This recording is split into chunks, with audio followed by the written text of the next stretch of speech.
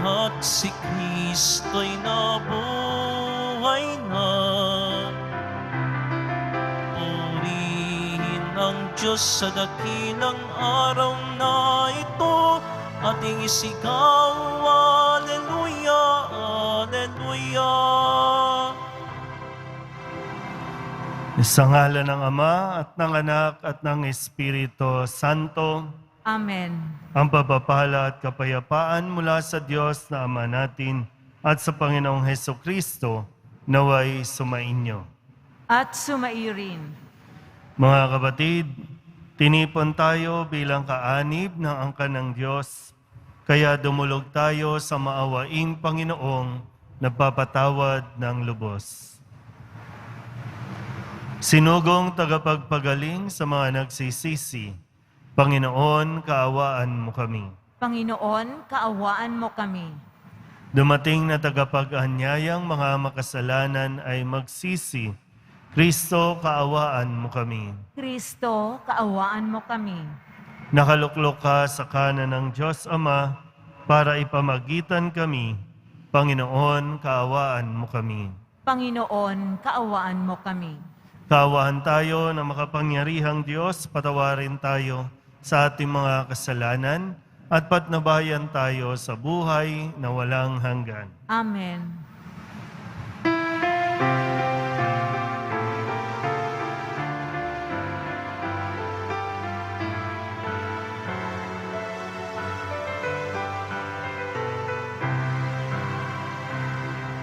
Walhati sa Diyos sa kaitaasan, kaloob sa luma'y kapayapaan. Pinupuri ka, ipinagdarangal, sinasamba ka ngayon sa dakila mong kalwalhatian.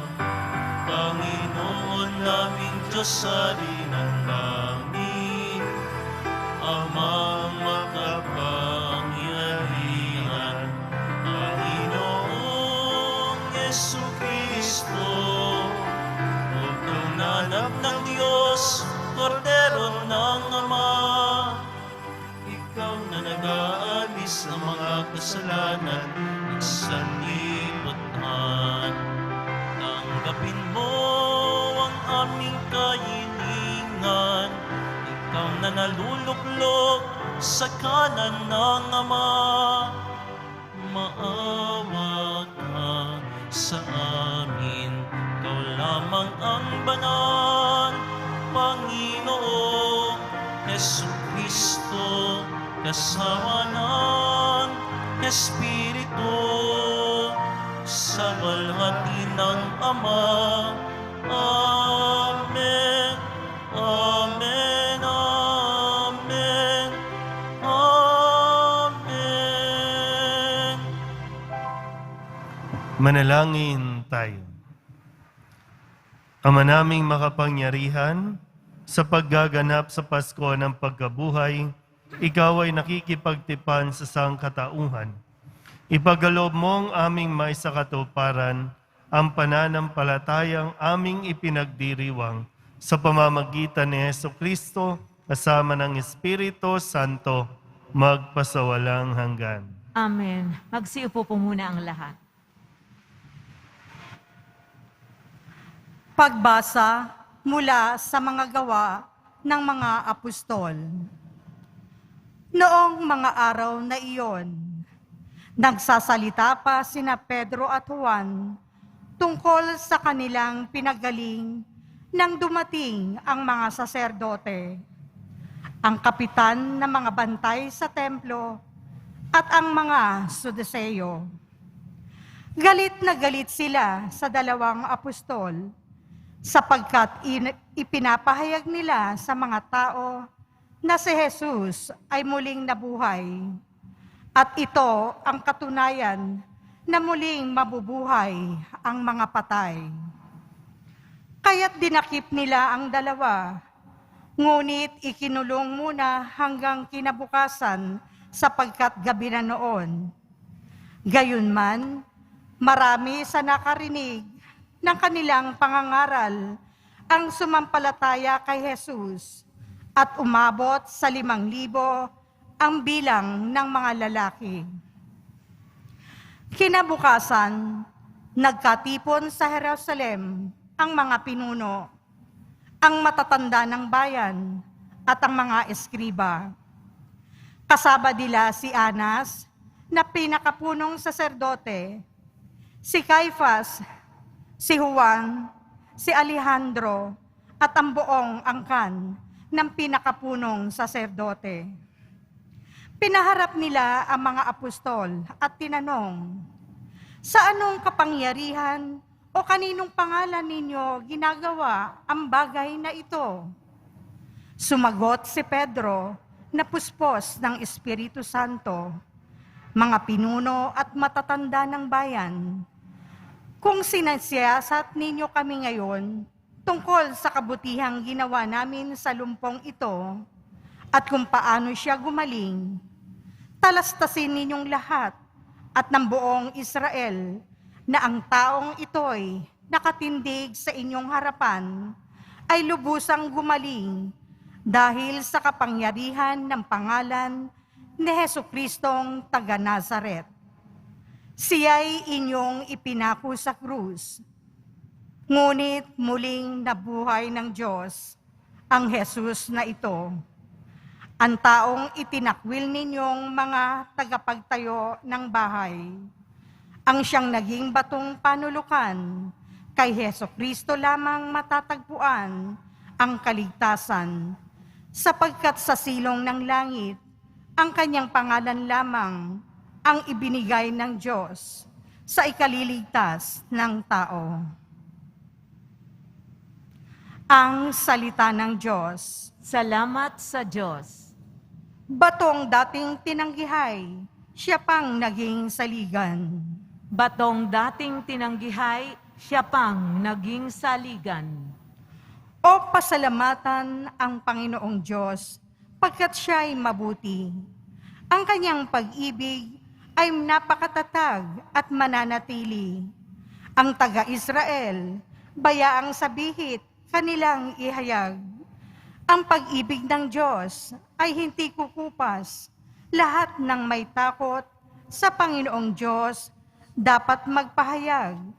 Ang pag-ibig niya'y hindi magwawakas. Batong dating tinanggihay, siya pang naging saligan. Ang batong natakwil ng nangakagtatayo ng tirahang bahay, sa lahat ng batoy, higit na mahusay. Ang lahat ng ito, ang nagpamalas ay ang Panginoong Diyos.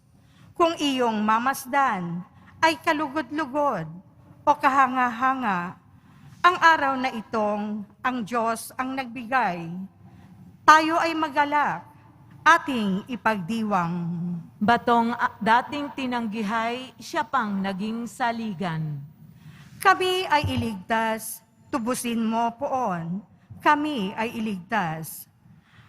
At pagtagumpayin sa layunit hangad, ang pumaparito sa ngalan ng poon ay pagpapalain.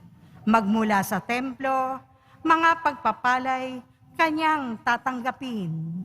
Ang poon, ang Diyos. Batong dating tinanggihay, siya pang naging saligan. Tumayo po ang lahat.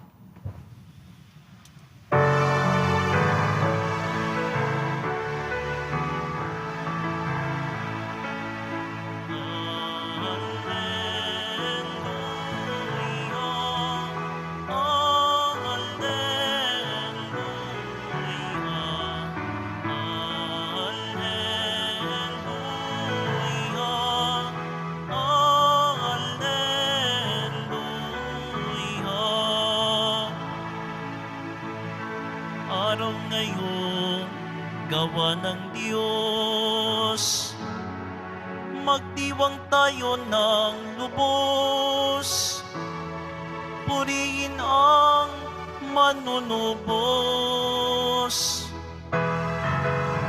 Alleluia, Alleluia,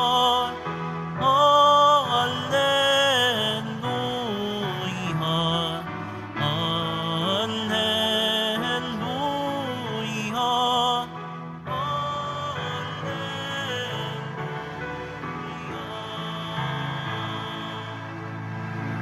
Sumainyo ang Panginoon. At sumaiyo rin. Ang mabuting balita ng Panginoon ayon kay San Juan. Papuri sa iyo, Panginoon. Noong panahong iyon, muling napakita si Jesus sa mga alagad sa tabi ng lawa ng Tiberias. Ganito ang pangyayari. Magkakasama sina Simon Pedro, Tomas na tinaguri ang kambal, Natanael na taga-Kana, Galilea, ang mga anak ni Zebedeo at 2 pang alagad. Sinabi sa kanila ni Simon Pedro, "Mangingisda ako." "Sasama kami," wika nila. Umalis sila at lumulan sa bangka, subalit walang nahuli ng gabing iyon. Nang magbubukang liwayway na, tumayo si Jesus sa pampang, subalit hindi siya nakilala ng mga alagad. Sinabi niya, "Mga anak, mayroon ba kayong huli?" "Wala po," tugon nila. "Ihulog ninyo ang lambat sa gawing kanan ng bangka at makahuhuli kayo," sabi ni Jesus. Inihulog nga nila ang lambat at hindi nila ito mahila sa dami ng huli. Sinabi kay Pedro ng alagad na minamahal ni Jesus, "Ang Panginoon iyon." Nang marinig ito ni Simon Pedro, siya'y nagsuot ng damit sapagkat hubad siya at tumalon sa tubig. Ang kasama niyang mga alagad ay sumapit sa pampang, sakay ng munting bangka, hilang-hila ang lambat na puno ng isda. Hindi sila gaanong kalayuan sa pampang, mga 90 metro lamang. Pag-ahon nila sa pampang, ay nakakita sila roon ng mga baga na may isdang nakaihaw at ilang tinapay. "Magdala kayo rito ng ilang isdang nahuli ninyo," sabi ni Jesus. Kaya't sumampa sa bangka si Simon Pedro at tinila sa pampang ang lambat na puno ng malalaking isda, 153 lahat. Hindi napunit ang lambat kahit ganoon karami ang isda. "Halika kayo at mag-almusal tayo," sabi ni Jesus. Isa man sa mga alagad ay walang nangahas magtanong sa kanya kung sino siya, sapagkat alam nila na siya ang Panginoon. Lumapit si Jesus, kinuha ang tinapay at ibinigay sa kanila. Gayon din ang isda. Ito ang ikatlong pagpapakita ni Jesus sa mga alagad pagkatapos na siya'y muling mabuhay. Ang mabuting balita ng Panginoon. Pinupuri ka namin, Panginoong Hesukristo. Magsiupo po muna ang lahat. Isang magandang araw po ng Biyernes sa 8 araw na pagdiriwang ng Pasko ng Pagkabuhay. Palapakan po natin ang Pong Jesus Nazareno. Muli, maligayang Pasko ng muling pagkabuhay. So nasa konteksto po tayo, no, ng ating pagninilay ng pagpapakita ng Poong Jesus Nazareno na muling nabuhay. Nabuhay na po si Kristo. At sana po sa mga pinaggagawa natin nitong nakalipas na linggo, mahal na araw, nawa po mas naintindihan natin at mas napalalim ang ating pananampalataya, lalo tigit ang pagkilala sa Poong Jesus Nazareno. Ang iyong pagiging deboto, ang iyong pagparito ay isang uri ng pagtawag ng Poong Jesus Nazareno. Tinawag ka, kaya ka naririto. Tinawag ka dahil meron siyang gustong baguhin sa buhay mo.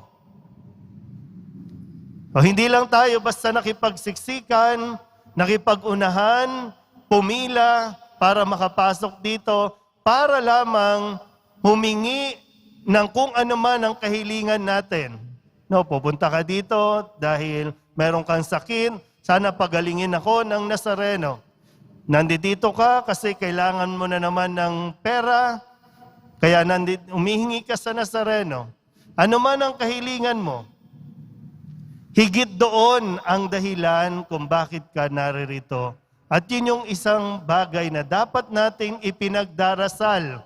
Yung maunawaan natin, ano ba ang gustong gawin ng Nazareno na dapat nating pakinggan. Balikan natin yung kwento, ha? Si Pedro o si Simon, bago pa naging Pedro, ang kanya pong hanap buhay, marami sa mga alagad, ang kanila pong propesyon ay isang mangingisda. Balikan natin ng konti, ha, yung kwento. Yung unang pagpapakita ni Jesus kay Simon at sa mga alagad. Sila ay kasalukuyang nagliligpit na ng kanilang bangka, ng kanilang mga lambat. Naalala niyo pa ba? Yung tagpo.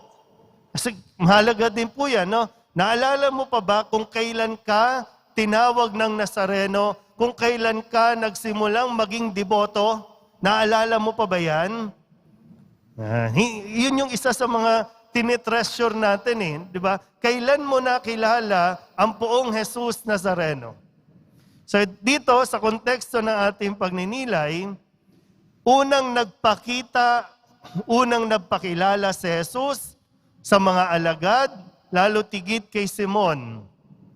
At ang tawag ni Jesus sa kanila, sumunod ka sa akin. Sumunod kayo sa akin.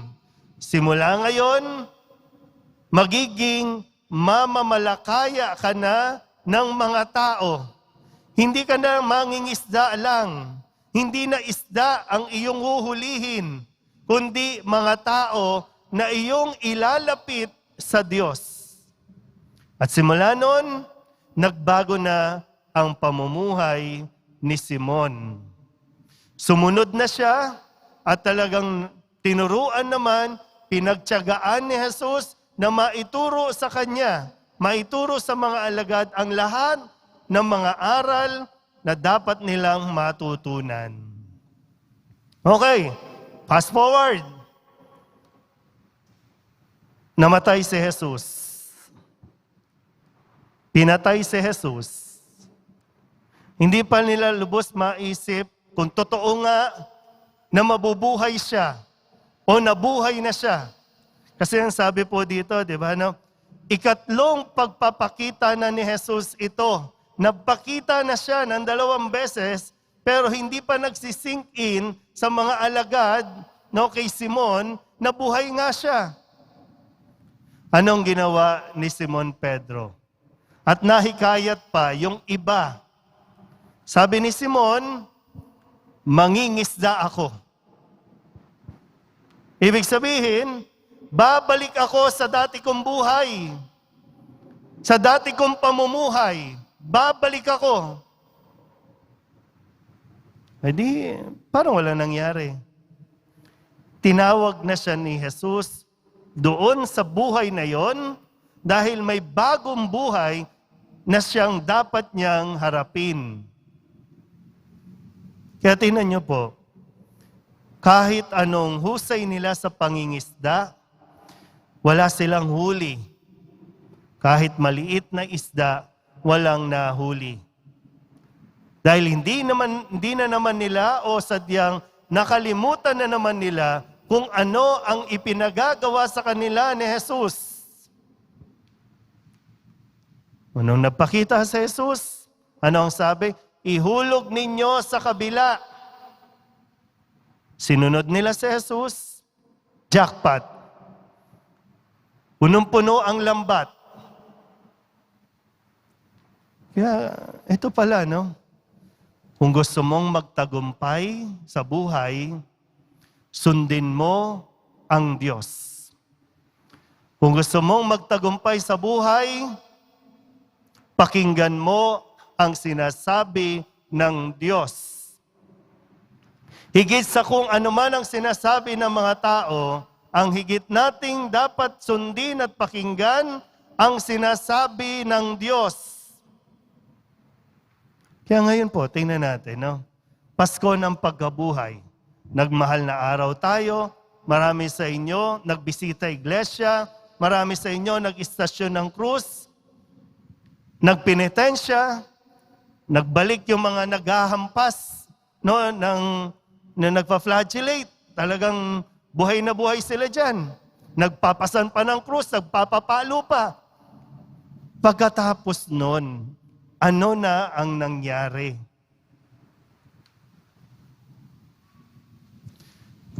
Baka kasi bumalik lang tayo sa dati. Tapos magtataka tayo, bakit ganito ang nangyayari sa buhay natin? Baka lang kasi balik ka naman ng balik sa dati mong pamumuhay. Inalis ka na ng Diyos dyan. Tinawag ka na nga ng Nazareno. Pinasusunod ka na nga ng Nazareno. Pero sadyang matigas ang ulo natin at pilit natin pa rin ginagawa kung ano ang gusto natin mangyari sa buhay natin. Ngayon pa lang, sana maging malinaw na. Bakit ganyan ang buhay mo? Pwedeng sagutin mo na ngayon. Sa katigasan ng ulo natin,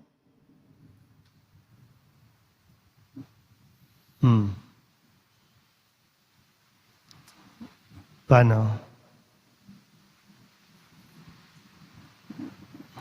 Pasalamat tayo dahil hindi nagsasawang magpakita ang poong Jesus Nazareno sa atin. At hindi siya nagsasawang paulit-ulit na ituro sa atin ang kanyang mga aral hanggang sa talagang mabuksan ang ating isipan na oo nga, kapag wala ang Diyos, kapag hindi ko pinakikinggan ang Diyos, nagkakandaletse-letse ang buhay ko. Pero sana nagkaroon din tayo ng karanasan na totoo nga, no? Hindi ka pababayaan ng Diyos at hindi ka mauuwi sa wala kapag sinunod mo ang Nazareno. Nawa po sa araw na ito, ng pagdiriwang natin ng banal na misa, masigit mong pakinggan sa ngayon, no? Masigit mong tuklasin ang misyon na ipinapagawa sa iyo ng poong Jesus Nazareno bilang isang deboto. Amen?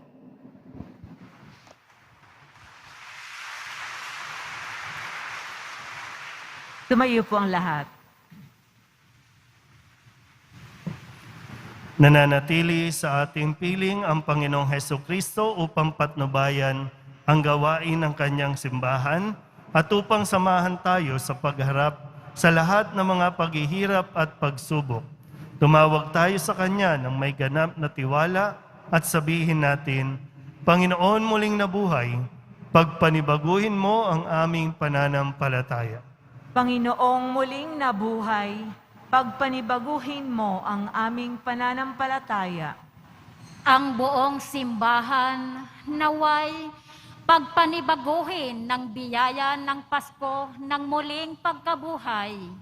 Manalangin tayo. Panginoong muling nabuhay, pagpanibaguhin mo ang aming pananampalataya. Sa lahat ng tao sa mundo, naway maibigay ang kapayapaang ibinigay ng Panginoong muling nabuhay sa kanyang mga pastol. Manalangin tayo. Panginoong muling nabuhay, pagpanibaguhin mo ang aming pananampalataya. Ang mga nangangailangan, naway tulungan natin at bigyan sila nang makapapawi ng pagkagutom ng kanilang katawan at kaluluwa. Manalangin tayo. Panginoong muling nabuhay, pagpanibaguhin mo ang aming pananampalataya. Ang mga may sakit at may kapansanan, naway makatanggap ng ginhawa at pag-asa mula sa tumutulong sa kanila. Manalangin tayo. Panginoong muling nabuhay, pagpanibaguhin mo ang aming pananampalataya. Ang mga naunang lumisan sa mundong ito, naway tanggapin sa dalampasigan ng walang hanggan. Manalangin tayo. Panginoon muling nabuhay, pagpanibaguhin mo ang aming pananampalataya. Idalog din natin sa Panginoon ang ating mga personal na kahilingan at mga panalangin para sa ating mga pamilya. Ganon din ang lahat ng mga misang pasasalamat, espesyal na intensyon at mga kaluluwa na inihiling na ipagdasal sa misang ito.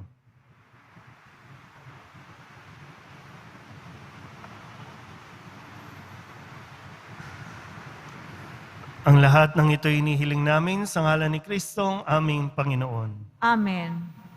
Magsiupo po ang lahat.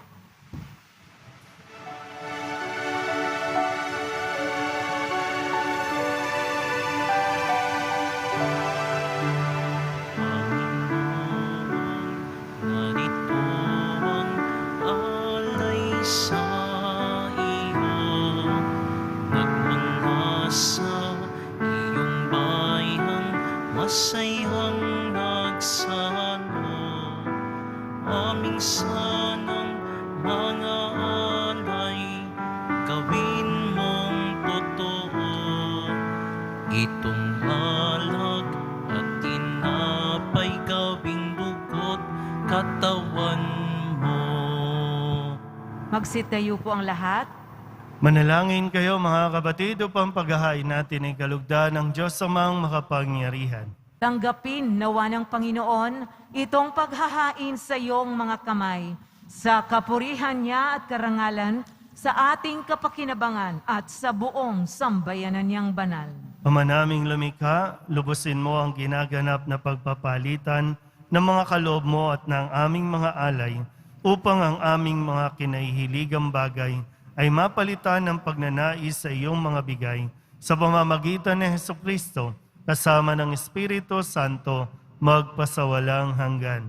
Amen. Sumainyo ang Panginoon. At sumairin, Itaas sa Diyos ang inyong puso at diwa. itinaas na namin sa Panginoon. Pasalamatan natin ang Panginoong ating Diyos. Marapat na siya ay pasalamatan. Ama naming makapangyarihan, tunay ngang marapat na ikaw ay aming pasalamatan, lalo ngayong ipinagdiriwang ang paghahain ng Mesiyas, ang maamong tupa na tumubos sa aming lahat.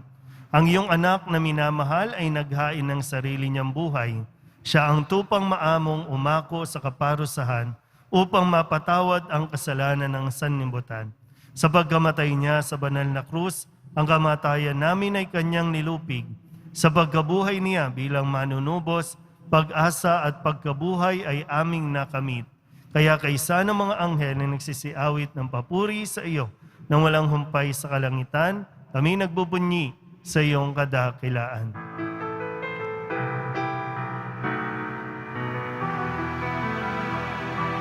Santo, Santo, Santo, Panginoong Diyos ng mga hukbo. Napupuno ang langit at lupa ng kadakilaan mo.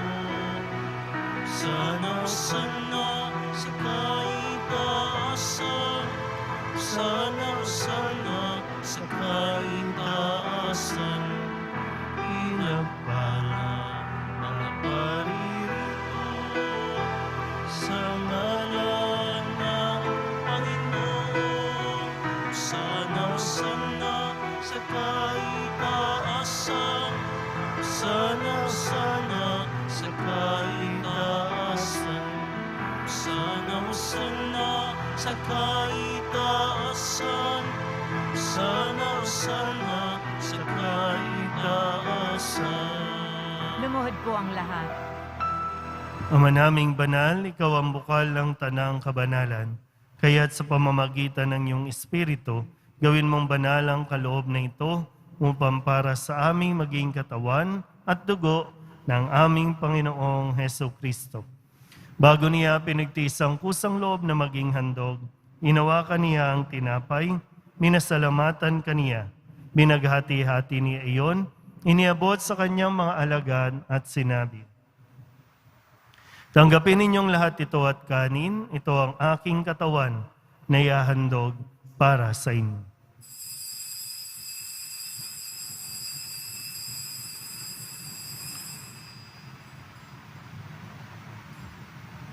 Gayun din naman, nang matapos ang hapunan, hinawakan niya ang kalis, muli kaniyang pinasalamatan. Iniabot niya ang kalis sa kanyang mga alagad at sinabi, "Tanggapin ninyong lahat ito at inumin. Ito ang kalis ng aking dugo, ng bago at wala hanggang tipan. Ang aking dugo na ibubuhos para sa inyo at para sa lahat, sa ikapagpapatawad ng mga kasalanan. Gawin ninyo ito sa pag-alaala sa akin."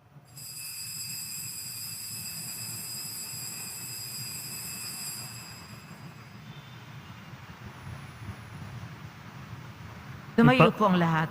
Ipagbunyi natin ang misteryo ng pananampalataya. Si Kristo'y namatay, si Kristo'y nabuhay, si Kristo'y babalik sa wakas ng panahon. Ama, ginagawa namin ngayon ang pag-alaala sa pagkamatay at muling pagkabuhay ng iyong anak, kaya tiniaalay namin sa iyo ang tinapay na nagbibigay buhay at ang kalis na nagkakaloob ng kaligtasan. Kami napapasalamat dahil kami iyong minarapat na tumayo sa harap mo para maglingkod sa iyo.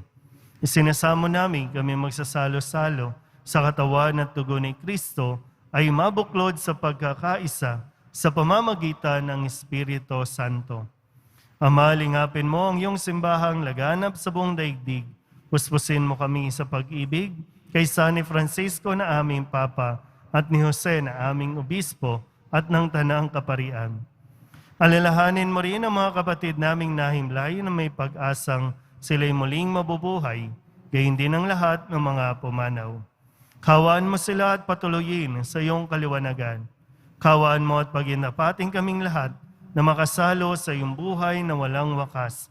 Kaysa ng mahal na Birhen Maria na Ina ng Diyos, ng kabiyak ng puso niyang San Jose.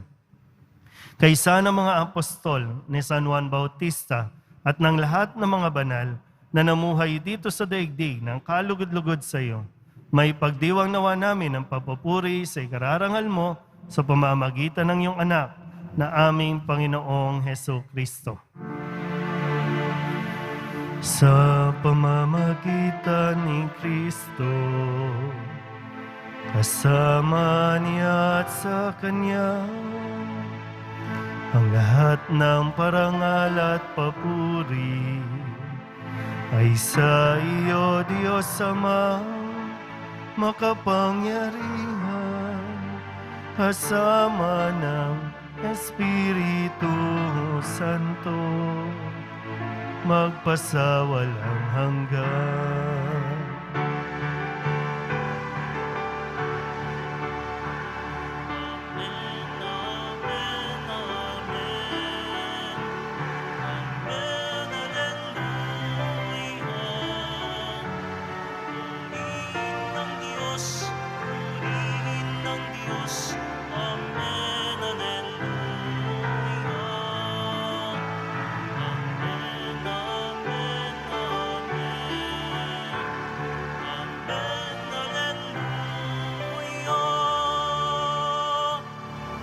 Buong kababalan tayong tumawag sa ating Panginoon ng Ama namin. Ama namin, Sumasalangit ka, sambahin ang ngalan mo, mapasa amin ang kaharian mo, sundin ang loob mo dito sa lupa para nang sa langit. Bigyan mo kami ngayon ng aming kakanin sa araw-araw at patawarin mo kami sa aming mga sala para ng pagpapatawad namin sa nagkakasala sa amin at huwag mo kaming ipahintulot sa tukso at iadya mo kami sa lahat ng masama. hinihiling namin kami iadya sa lahat ng masama pagkalooban ng kapayapaan araw-araw, iligtas sa kasalanan at ilayo sa lahat ng kapahamakan, samantalang aming pinananabikan ang dakilang araw ng pagpapahayag ng tagapagligtas naming si Hesu Kristo. Sapagkat iyo ang kaharian at ang kapangyarihan at ang kapurihan magpakailanman. Amen. Panginoong Hesu Kristo, sinabi mo sa iyong mga apostol, kapayapaan ang iniiwan ko sa inyo, ang aking kapayapaan ang binibigay ko sa inyo. Tunghayan mo ang aming pananampalataya at huwag ang aming mga pagkakasala. Pagkalooban mo kami ng kapayapaan at pagkakaisa ayon sa iyong kalooban, kasama ng Espiritu Santo, magpasawalang hanggan. Amen. Ang kapayapaan ng Panginoon ay laging sumainyo. At sumairin. Magbigayan po tayo ng kapayapaan sa isa't isa.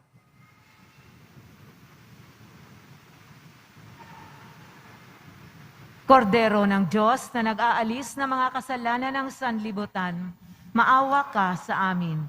Kordero ng Diyos na nag-aalis ng mga kasalanan ng sanlibutan, maawa ka sa amin. Kordero ng Diyos na nag-aalis ng mga kasalanan ng sanlibutan, ipagkaloob mo sa amin ang kapayapaan. Magsiluhod po ang lahat.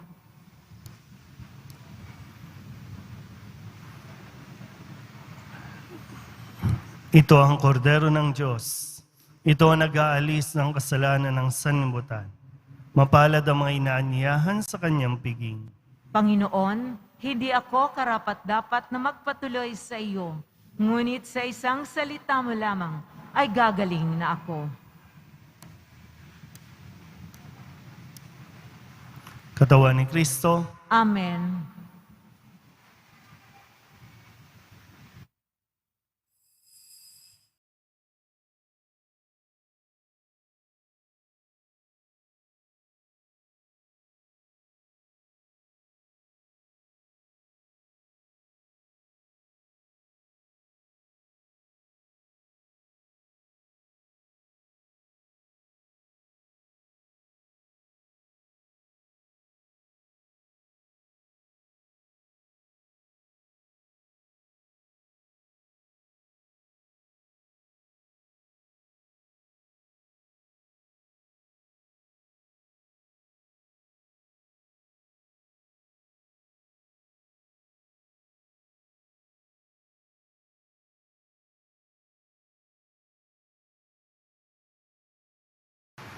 manalangin tayo. Ama naming mapagmahal, ipagpatuloy mo ang iyong matapat na pagsubaybay sa iyong mga dinudulutan ng kaligtasan upang ang mga ipinagpakasakit na sagipin ng iyong anak ay makinabang sa pagkabuhay niyang nagbibigay galak sa pamamagitan ni Hesu Kristo kasama ng Espiritu Santo magpasawalang hanggan. Amen. Sumairin. Manalangin tayo para sa pagbabasbas. Mahal na pong Jesus Nazareno, inihayag mo sa pamamagitan ng krus ang walang maliw na pag-ibig ng Diyos sa sangkatauhan. Pakinggan mo ang kahilingan ng iyong angkan na nagsusumamo sa iyo. Makamtanawa nila ang inyong katugunan at tanggapin ang kasagutan na may utang na loob na tinatanaw. Basbasan din po ninyo mga dala-dala nilang mga imahin at dasalan. Sa pamamagitan ng bendisyon na ito, naway maalala nila ang pangako nila noon sa binyag na ikaw ay kanilang iibigin at paglilingkuran bilang Panginoon magpasawalang hanggan. Amen. At pagpalain kayo ng makapangyarihang Diyos, Ama at Anak at Espiritu Santo. Amen. Taglayin ninyo sa inyong pag-alis ang kapayapaan ni Kristo. Alleluia, alleluia. Salamat sa Diyos. Alleluia, alleluia.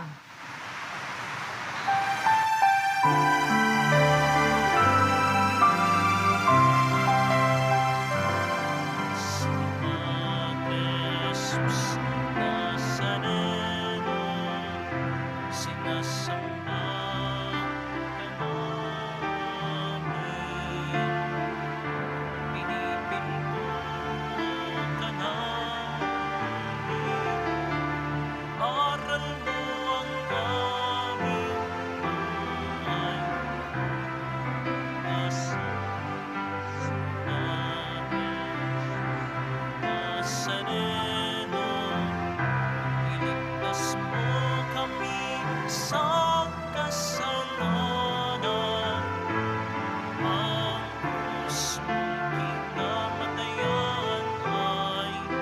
sagisag